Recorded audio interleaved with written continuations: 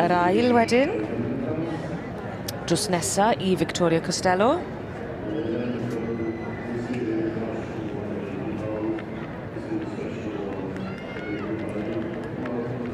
Mr Dan Adams, dwi'n credu, sydd yn ail o'r canolbarth.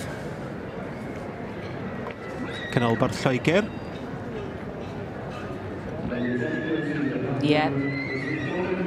Wel, Victoria Costello yn ennill y dosbarth yma hithe wedi bod yn dangos am blynydde I rhieni Carl a Juliet yn berchen a Brydfa Blue Haven yma i adran Ec ac adran A. Ac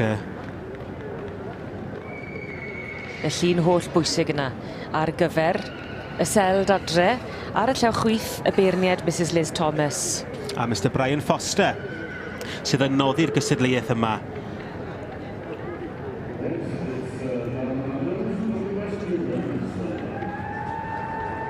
Dan Adams, fel nes ti sôn, David yn cipio'r ail wobr. Jessica Pritchard-Simmons o ardal Caerdydd sydd yn y drydydd yn y gystadleuaeth. Derbyn y garden felen. Ac yn bedwerydd.